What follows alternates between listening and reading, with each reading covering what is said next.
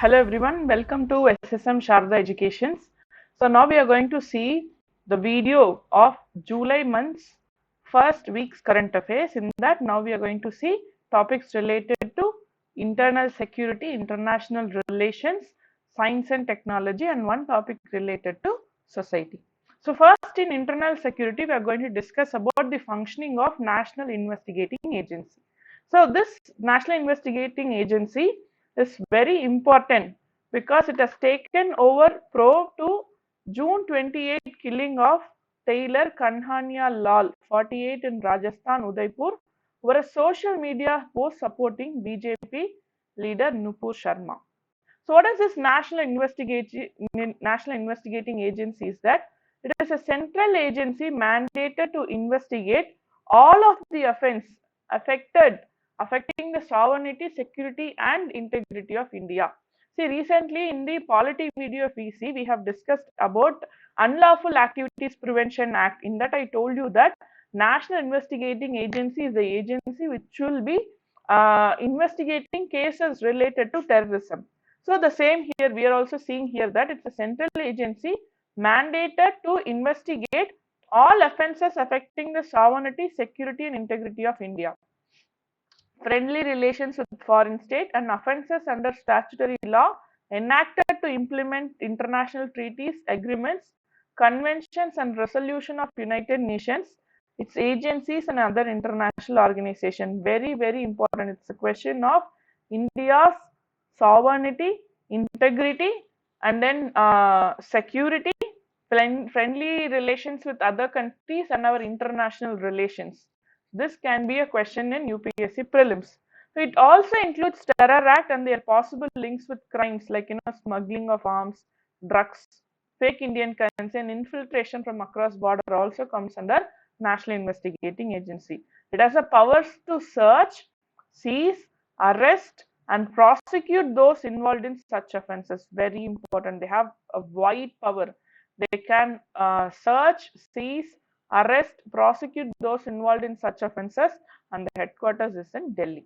Okay, so why this when this National Investigation Agency came into being is that after this 26/11 Mumbai attack, it was the act was passed by the parliament with very little opposition. Okay, so according to the National Investigating Act enacted on 31st December 2008, this NIA was born. So at present it is functioning as a central counter terrorism law enforcement agency. See, Central Counter Terrorism Law Enforcement Agency. It's a statutory body according to National Investigation Act of 2008. So the control is under Ministry of Home Affairs. Okay, of course it is under the Ministry of Home Affairs. So what are the scheduled offences? This is very important.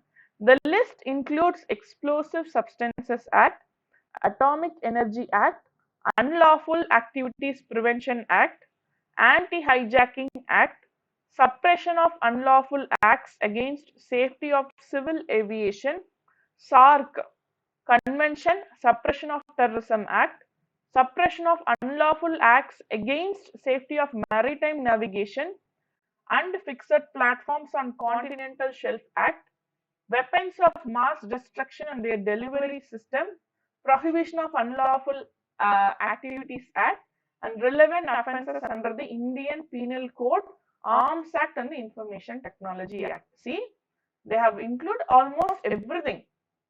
Explosive, atomic energy, unlawful act, anti-hijacking and aviation, related to maritime, water transport, maritime, continental shelf, mass destruction, and then Indian Penal Code, arms and even information technology. They have included almost everything under their control.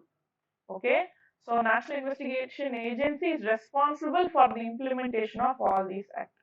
In September 2020, the Central empowered NIA to also probe offences under Narcotic Drugs and Psychotropic Substances Act. So drugs are also under the control of National Investigation Agency and which has been included in September 2020. So how wide is the NIA's jurisdiction? Fine. The law under which the agency operates extends to whole of India. Very, very important. The jurisdiction is very, very important. It's extending to whole on India and also applies to Indian citizens outside the countries, person to the service of government wherever they are posted, persons on ships and aircraft registered in India or wherever they may be, and the person who commit a scheduled offence beyond India against the Indian citizen or affecting the interest of India also come. See how wide, almost whoever they are against a country's sovereignty, integrity and security, they come under NIS jurisdiction. That's what is the meaning. Okay. UPSC will ask question, which of the following will come under NIS jurisdiction? So almost everyone. So whoever may be, okay, a person who commits a scheduled offence beyond India against the Indian citizen or affecting the interest of India is like a broad term, whoever it can be. But if they work against India, they come under NIS jurisdiction. That much powerful is National Investigating Agency. As provided under Section 6 of the Act, state governments can refer the cases pertaining to the scheduled offences to the central government, and then the NIA will take charge. After accessing the details made available, the center can direct the agency to take over the case, and the state government should extend all assistance to them. Even when the central government is of the opinion that a scheduled offence have been committed, which is required to be investigated under the Act, it may be suo motu. Okay, and the directly, that is, even if the central or state government is not giving them instruction, by suo motu also they can take some case and probe them. Okay, the central government finds that a scheduled offence has been committed at any place outside India, this Act extends, it can also direct the NIA to register the case and take up the investigation. So that much wide National Investigating Agency's jurisdiction is. Okay. So next, going to international relation, we have interesting topic related to Lisbon Declaration, Purchasing Managers Index, critical minerals, status of China's Belt and Road Initiative in South Asia. So the first is Lisbon Declaration. What is this Lisbon Declaration?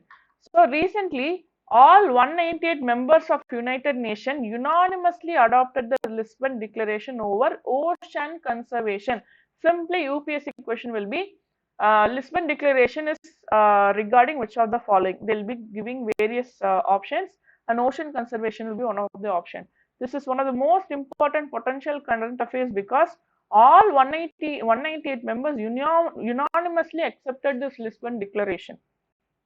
Okay, it is a suite of science-based and innovation actions taking into account the capacity challenges facing developing countries, in particular small island developing states and least developing countries at the front line of the devastating impacts of ocean emergency. So wherever the national disaster take place, who will be getting more affected is the developing nations and least developed nations. They do not have the proficiency to protect themselves. That is the reason. And it has take place co-hosted by Portugal and Kenya. More than 100 nations pledged to protect 30% of oceans by 2030 by joining High Ambition Coalition for Nature and People. So this High Ambition Coalition for Nature and People is also related to ocean conservation. There were announcements about new and expanded marine protected areas, including Colombia, Guatemala, Portugal, Uruguay, and more. So these are new and expanded marine protected areas. This is very, very important. Goal of protecting 30% of world's land and sea by the decade's end is also target under this Convention on Biological Diversity. Okay. Under 30 by 30 target, which this is very important. What is this 30 by 30 target? Is 30% conservation of world's land and water within 2030. That is the 30 by 30 target. And this comes under Convention on Biological Diversity. Very, very important. Okay, this Convention on Biological Diversity is a legally binding convention. Participants formed several new alliances at United Nations ocean conservation, including an alliance of nations calling for a moratorium on deep sea mining. A coalition of NGOs also have taken place. They have given a new atlas related to track of illegal trawling in the protected regions of Mediterranean. Norway announced that it would become the first European country to share its vessel tracking data and Global Fishing Watch, a website launched in September 2016 by Google in partnership with Oceana and SkyTruth. So it will provide the world's first global view of commercial fishing activity. It is simply saying it's an atlas which gives us the detail of commercial fishing activities of the world. Okay, it will give us a very good clarity of where what is happening. So what is the significance? Sustainable ocean-based economy. So sustainable ocean-based economy, developing and promoting innovative financial solution to create sustainable ocean-based economy. What is sustainability? Sustainability includes three things: protecting the environment, developing the economy, and providing for the society. That is sustainability.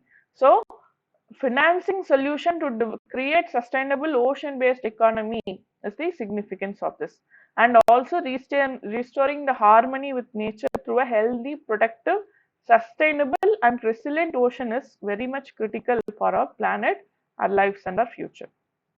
Next is Purchasing Managers Index.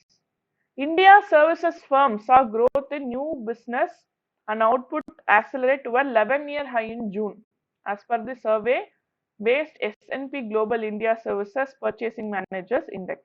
So what is this? It's an index for the prevailing direction of economic trends in the manufacturing service sector. That is, what is managers in Purchasing Managers Index is, it will give us a clear picture for a demand of products. Based on that, manufacturing and service sectors will grow.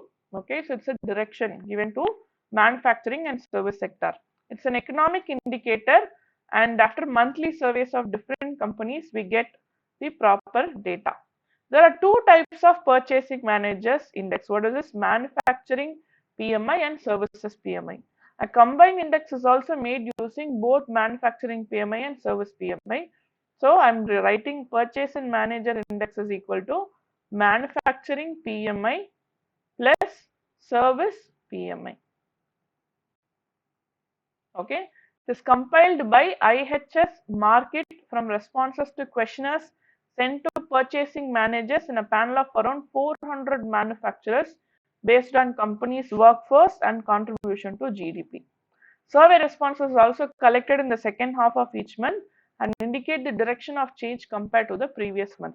So what is the significance of this report is that it is saying that India's business and output has accelerated to a 11-year high. For the past 11 years, this June, we have reached the highest manufacturing rate. So IHS Markit in London, based global leader in information, analytics and solution for the major industries. Usually we don't get questions related to all these, organizations. But when it is a very important international organization, we should definitely take a note of it. So how this calculation of PMI takes place? So it is indicated using the number 0 to 100. So print above 50 means expansion, below 50 is contraction. Okay, so indication is given 0 to 100 is the number. So when the number is above 50 for a particular region, it means it is expanding. If it is below 50, it means it is contracting. So reading at 50 means no change. So in previous months, PMI is higher than the current month, which means that represent that the economy is contracting. Okay, which means that previous month, for example, June month's PMI is higher. For July, it is reducing, which means the economy is slowing down. That is the meaning. Importance: it provides a reliable expectation of how an economy is doing, especially the manufacturing sector. Central banks use, very important, central banks use PMI to make decision on interest rates. Suppliers can also decide on prices based on PMI movements. Besides influencing equity market movements, it also releases impact bond and currency market. Okay, so it is giving us an idea about demand and supply. That is a basic thing. So when demand and supply is very important concept when it comes to monetary policy, because inflation and then inflation is related to that, and the central banks make policies to take the control of inflation, and suppliers also, based on the demand, they start producing. All economic activity will have an impact based on this PMI index. Okay. Next is critical minerals. What is this critical minerals? India and Australia, it's a bilateral relation related concept. We'll see very important India-Australia relationship. India and Australia have decided to strengthen their partnership in the field of projects and supply chain for critical minerals. What is this critical minerals? It's an element that are building blocks of essential modern day technologies and are at the risk of supply chain disruption. So critical minerals constitute two important concepts. One is it's one of the major building block of modern day technology. At the same time, there is a risk in terms of supply chain. These two come under the concept of critical minerals. Now they are used in making of mobile phones. What are the modern day technology? Mobiles, computers, laptops, tablets, vehicles, green technology like solar panel. Almost everything today we have include critical minerals. Based on their individual needs and strategic consideration, different countries create their own list. So the critical mineral need not be same for all the countries. It varies from country to country based on the demand and supply. However, most of the list include graphite, lithium, cobalt, rare earth minerals, and silicon. We know silicon is most important for almost all the electronic products, which is a key mineral for making computer chips, solar panels, and batteries. I'm repeating, very important. Which of the following are critical minerals? Can be a question. Graphite, lithium, cobalt, rare earth minerals, silicon, all these things. Okay, almost five: graphite, lithium, cobalt, rare earth, and silicon. Aerospace, communication, and defense industry also rely on such minerals, and they are used in manufacturing of fighter jets. It's a question of security also. Fighter jets, radios, and other equipments are also depending upon these critical minerals. As countries around the world scale up the transition towards clean energy and digital ecosystem, these critical sources are very important for the key to ecosystem that fuels this change. Any supply shock can lead to a very big issue in terms of economy and strategic autonomy of a country, because it is also questioning both economy and security. Fighter jets, radios are also depending on this. At the same time, mobile phones are almost all the day-to-day technology is depending on this. Just imagine a day without the electronic products you have it in your life, your mobile phone, laptop. We are almost dependent on electronic products all for everything. But these supply risks exist due to rare availability, growing demand, and complex processing value chain. Many times, complex supply chain can be disrupted by hostile regimes due to politically unstable regions. Recently, when Ukraine war came, there was an issue that mobile phones, SIM mobile phones related issue will arise. Okay, we came to know that the chip production will get affected, so that might lead to problem in terms of electronic product production. That is one best example here. Politically unstable regions might lead to high demand, and disturbance in the supply chain. Okay, what is China threat? China is the world's largest producer of 16 critical minerals. Just imagine 16 critical minerals. World's largest producer. Yes, this is an extreme statement.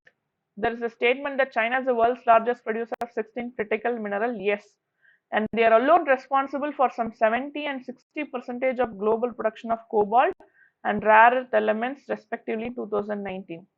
So the concentration is even higher for processing operation, where China has strong presence across the board. So without China, literally speaking, without China, the supply chain will be like so much threatened. So China's share of refining is around 35% of nickel, 50 to 70% for lithium, cobalt, and nearly 90% for rare earth elements. It also controls cobalt mines in Democratic Republic of China, Republic of Congo, where 70% of its minerals is sourced. See, not just within the Chinese territory, they are also controlling in the Democratic Republic of Congo. Okay, in Africa, where 70% of mineral is resourced. 2010, China suspended rare earth exports to Japan for 2 months over a territorial dispute. just for 2 months will have a very big impact. That is why we call it as a China threat, which means every country is depending on China for its day-to-day activities. If you are like connecting all the points, we will understand this. So when there is an issue with China, what if it stops this critical mineral supply? That is a very big issue. Next is status of China Belt and Road Initiative in South Asia. So at recently concluded summit of G7 leaders in Germany, US President Joe Biden and his allies unveiled that $600 billion plan called the Partnership for Global Infrastructure Intelligence, which is being seen as a counter to China Belt and Road Initiative. So America, G7 summit leaders in Germany, US President Joe Biden is bringing this concept of $600 billion plan called as Partnership for Global Infrastructure and Intelligence, which is a counter act to China's Belt and Road Initiative. What is Belt and Road Initiative? The Belt and Road Initiative we know is also known as One Belt One Road project, launched by the Chinese President Xi Jinping in 2013. It is the intention is to link Asia and Europe and Africa through an overland belt called as Maritime Silk Road. So before during industrial era, what happened? The Silk Road was used for a various transport of goods and services. Now China is trying to revive it. It is intending to link Asia and Europe with Africa. That is the intention.